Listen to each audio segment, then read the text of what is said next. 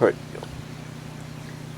Alright, today we're going to do the basic gar lasso rig. It's basically a hookless rig. It's a great way to catch gar. It's actually more effective in my opinion than using a hook, and it's also easier on the fish and you. Gar are notoriously difficult to hook. The way this works is real simple. It's really underused, and we're just going to kind of run you through the basic rigging and assembly. I mean, as far as matching tackle, today we've got a little 200 Sitica. We've actually got very light line on this. This is 10 pound. This is actually used for trout and reds, for throwing spoons and stuff, with the 8-foot castaway rods. Fairly kind of a moderate action rod. So the reason we're using 131 pound Malin piano wire, and the only reason we're using piano wire that heavy is because to achieve this rig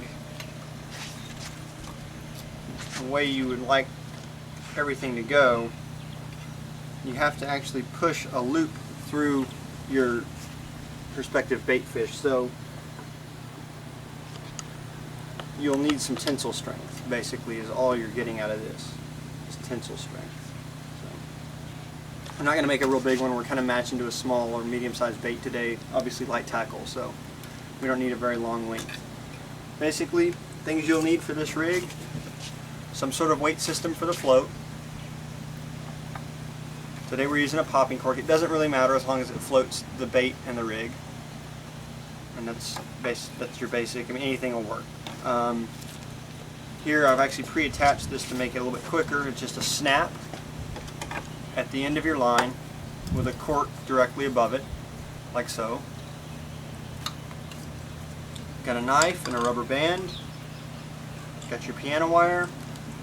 And that's really all you need for this rig. So to start off, the wire piece, which kind of trips people out a little bit because it seems like it's real complicated, but it's not.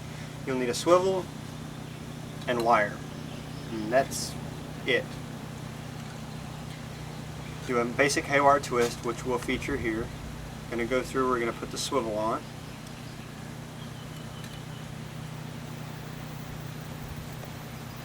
Just spin this wire over.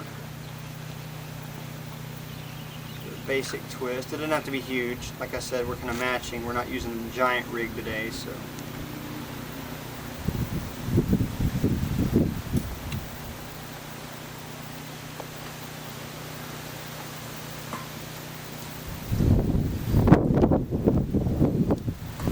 You're not supposed to cut this stuff, but I do because I pinch it flush anyway, so it can't cut you up.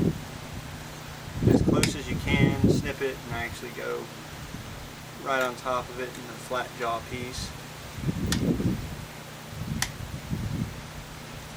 And follow it around just so this sits real flush, and you basically want to be able to run your hands, your fingers rather, over that twist without feeling much of a burr from that wire, because that'll tear you up pretty bad.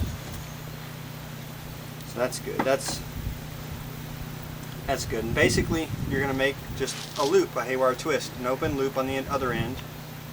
And all it has to be, since you're actually going to kind of pinch it to go through the bait fish like a needle, it has to be kind of narrow when you get done with it. But the key is that it has to be kind of long enough to go over this, and you'll see what I mean. So give it some length. Doesn't have to be huge, just has to have some length.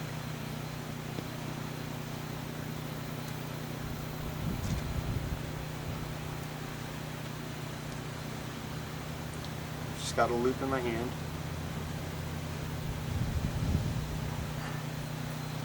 Around 6-8 times, probably be more than adequate.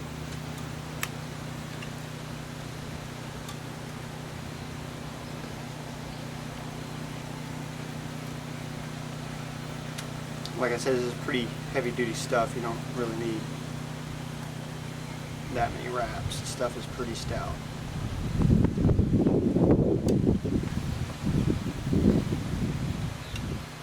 Catch 131 pound gar, you've had a good day.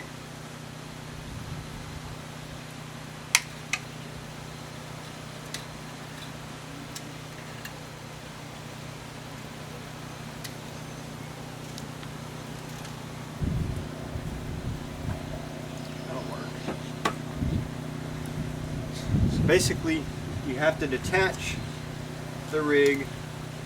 You'll put your weights right here above your snap.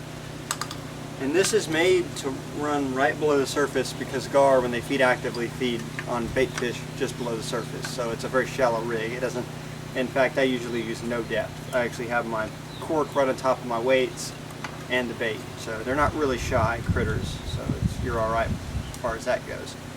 I do use a fluorocarbon leader just because I've got electric blue line on this reel. That's the only real reason. And that snaps your rig. Now you have to unsnap this to bait up. So you unsnap it, pull the swivel off, kind of pinch this wire. It takes a little bit of force, and you actually will take the brim or whatever, or goldfish, and push the hoop through their back and out the other side and thread them on so that they sit in the middle of a loop. And when you actually go back over, you'll make the loop like this, and you'll have your bait fish sitting right here in the middle. And live is key. You've pretty much got to have live bait for this rig. So live is key. Livelier the better. And when you've formed your loop and your bait is attached, you take your rig, your snap, reattach to your swivel on the top so you're connected. And now here's the key to keep this thing fishable. Got my pocket knife and a rubber band. Cut the rubber band through the center. Adjust your loop accordingly to how much of a loop you want. And this rubber band basically just holds tension. So we'll take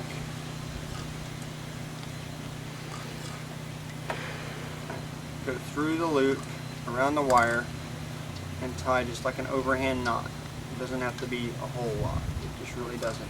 And that's just enough tension so that you can basically cast and function. And we can cut those tag ends off a little bit. In fact, that's what we'll do. Because they have great elasticity. We can tie this again if need be. You will need to rebait. So you don't have a whole bunch of junk just hanging around. And this fish is like so. Put our weights on.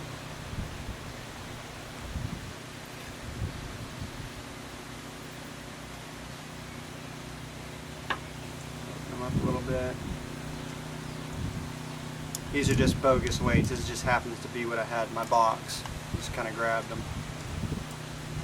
Pinch these shut the whole way down. Not too much.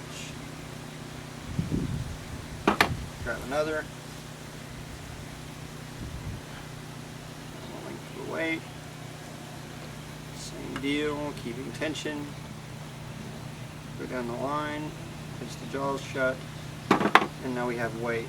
And this should sit kind of like that. So close that one down the end. Like so. And your bait fish will be suspended in this state. You can manipulate this stuff. It's pretty cool. You can really work with it. Bring your cork down, like I said, kind of right on top of everything. And when the gar comes in and takes the bait with his long, elongated snout, grabs the bait fish, you'll see the cork trailing away from you. When you set, the harder he pulls, this gets in between their teeth, the harder he pulls, the more stuck he is. And it makes for an easy release, and it's a lot easier on your hands getting them loose too. You just uncinch it as opposed to trying to dig around for a hook. So that's the basic rig.